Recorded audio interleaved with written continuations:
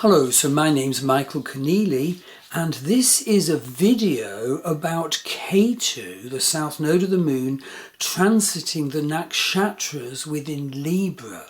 It's part of my video and blog series on the nodes of the moon change sign, but it's focused on the Nakshatras within the sign of Libra. And I have just filmed a video about the transit of Rahu, the north node, through the Nakshatras within the sign of Aries opposite. So we're looking at Ketu transiting Libra from the 12th of April 2022 to the 31st of October 2023.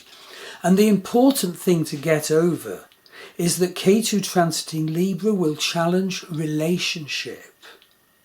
It may promote breakdown of relationship.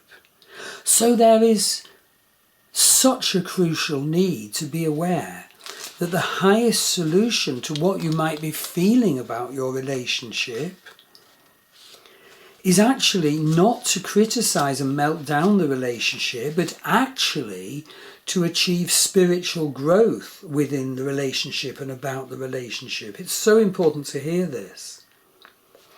And note importantly that the issue of karmic debt from past life in relationship matters could rise big time. Will this apply to you? Delve deeply into this matter, deeply understand it, it's so important. Also at this time of Ketu transiting Libra, Venus will assume a very strong focus in our consciousness, in our awareness, in our behaviour. And you see Ketu, which is transiting Libra, Libra is ruled by Venus, and Venus is the indicator for relationships. So, relationship energies could fluctuate greatly as Venus travels through sometimes favourable bits of the zodiac, sometimes very unfavourable bits of the zodiac. And remember that at the same time, Rahu is transiting Aries opposite. And that will complicate the matter further because, in addition to the relationship challenge just described, Rahu in Aries is so impatient and so me first, potentially.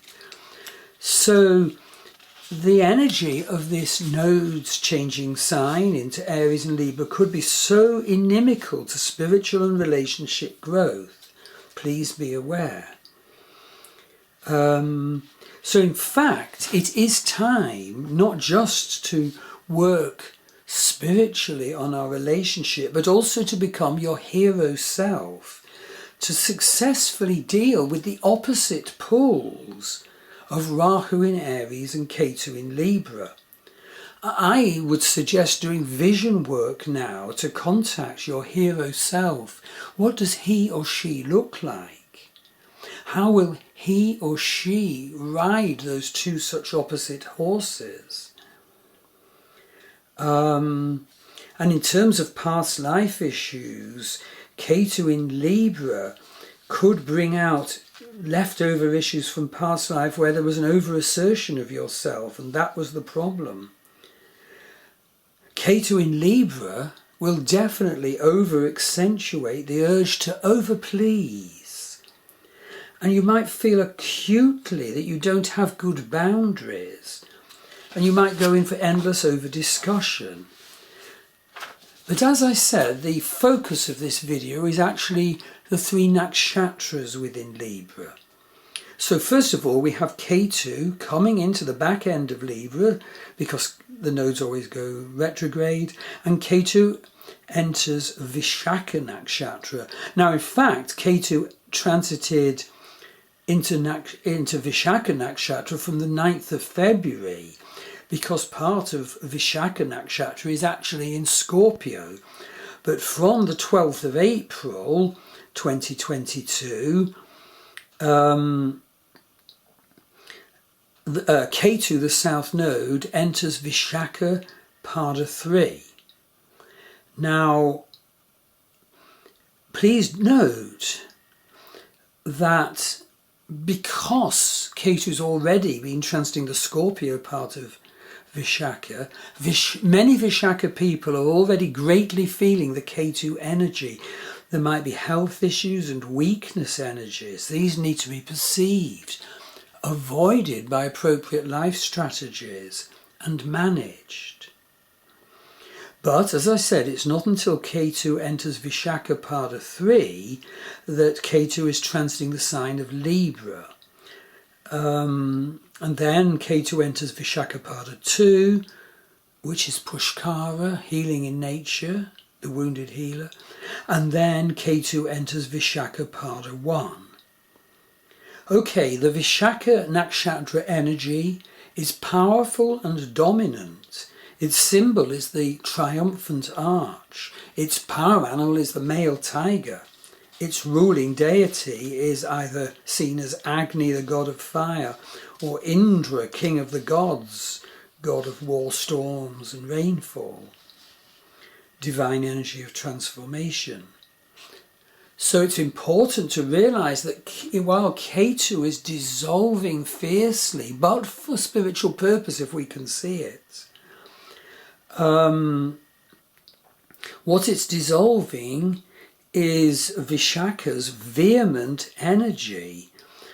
You know, Vishakha can be the triumphant arch, the powerful person for the good of others and for the good of themselves.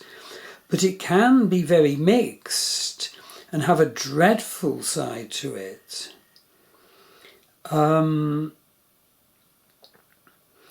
So I'd suggest you read the blog rather than me going into a lot more detail on Vishakha. But just to note that Vishakha is more or less the opposite of the next nakshatra that Ketu will go into, which is Swati. Swati is so different because it can tend to a skittish, nervous mind. And its power animal is the nervy, careering buffalo, so different from Vishakha. Ketu transits Swati Nakshatra from the 18th of October 2022 to the 27th of June 2023. Now the point is, an alarm warning here. Rahu actually rules Swati Nakshatra. So, when Ketu is transiting through Swati, Swatis will experience great inner turmoil. In fact, they're feeling it already. In fact, this transit of Ketu through Rahu-ruled Swati Nakshatra will create fated, destined energy pressures, pressures for change, that have to be managed in a centered spiritual way, with spiritual awareness, with love. Swatis are already very much feeling this turmoil. Do get a reading from me if you have, for example, ascendant, sun or moon, especially in Swati, but any planet, and the nodes, of course. It'll be your nodal return or half return. And at this time you should observe how Venus and Mars are relating to each other during this transit. Are they in inimical house relationship like 6, 8 or 12, in which case our relationship behaviours could become rather difficult. So I don't want to go into a load of detail which gets confusing. The dates of Ketu's transit through the 4 padas of Swati Nakshatra are in the associated blog. So what I would pick out as important is that the ruling deity of Swati Nakshatra is Vayu, the wind god, air element, ideas and discussion. And the power animal is a nervy buffalo, unstoppable, hard-working though, veering to left then right and then procrastinating. This is the energy which will surface for you to deal with if you have Swati planets. And it will affect all of us. A proneness to overrunning and panic, a restless, roaming, rushing, adventurous and spooked energy. I'm picking up this now. There's a nervy, hard-working force blowing this way and that. Ketu will activate this, and and the activation can even cause massive issues in our life. And so we have to bring spiritual awareness. Swati is in the center of Libra, so it's all about balance. But please realize that balance can be a blessing or a curse. Balance can also mean terrible loss of self. Balance can promote over-discussion. So, the incarnational goal of the Ketu in Swati energy is becoming your true self, amid the relational sign energy of Libra, being affected by the me first energy of Rahu in Aries, and learning to sort out and balance this combination, which can be healing but can be terribly destructive. So I won't go any more into that. See the blog post. So yes, well, I would just notice that Ketu severs and cuts and destroys, but for spiritual purpose, if only we can see it. So Swati individuals may have massive problems with their life at this time. They need to be very careful. Careful to aware that destruction and meltdown of their situations and relationships is not at all necessarily the answer. Yes, they'll feel the greatest tension. Yes, they'll be impelled to be the careering buffalo. But the result of all those feelings and impulses must be to increase spiritual awareness, to learn to pace themselves with focus and harmony. Okay, going to the third nakshatra, which the Ketu transit of Ketu through the sign of Aries activates, and this is Chitra nakshatra. Now, I'm not going to go into all the details, so again read the blog, but what I'd pick out is that Chitra nakshatra spans from 23 Virgo to 6 Libra. So we're only talking about the part of Chitra nakshatra from 0 Libra to 6 Libra, 6 degrees 40 Libra. Chitra is ruled by Mars. Its name means brilliant and shining. So Chitras have a touchy, irritable, martial, sharp energy. But it's part of Libra, so Chitras prioritise Venus energies too. Now, Sun in Chitra is a warrior. But all that is so important, but it's not the whole of the story. The crucial bit is that the symbol of Chitra is the pearl. So first of all, you see the dull seashell. But the point is, violent events can smash the shell open. Ketu transiting through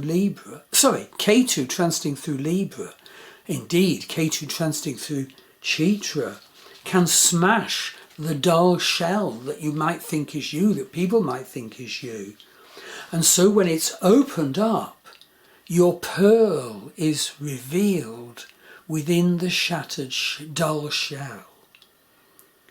And Chitras definitely are fated to have many downfalls in their life, but their life purpose is to keep going in a martial Venusian way, to polish up their pearl and polish it more and polish it more than that, to shine more and more.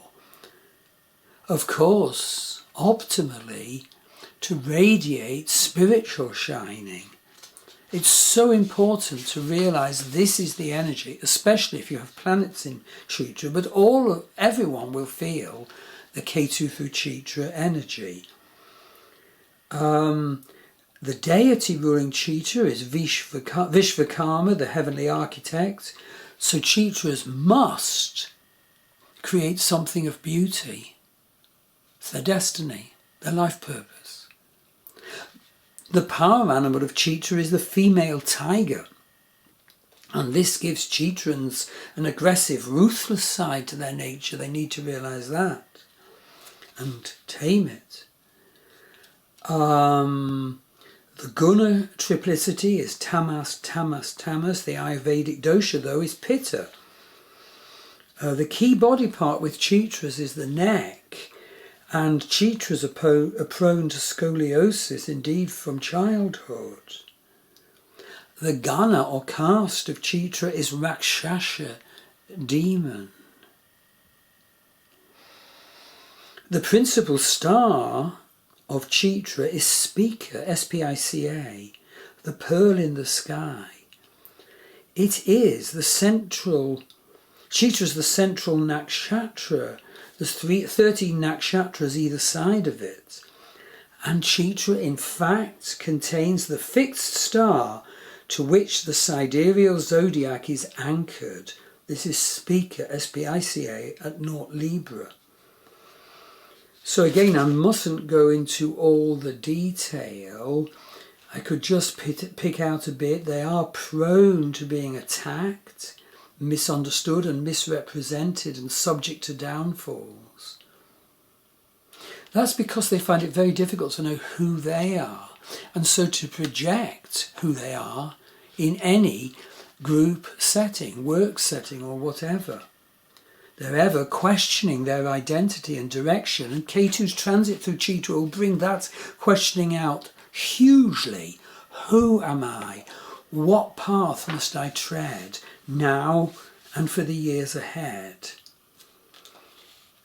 But rising out of the horrors that I've described, Chitras are mystical with deep spiritual depth. Chitras receive sudden flashes of inspiration, and then their Mars energy, because Mars rules Chitra, drives them to explore their souls and seek perfection. So if you have Chitra planets, do get in touch with me for a reading about this energy within the nodes change sign. Rahu entering Aries, Ketu entering Libra.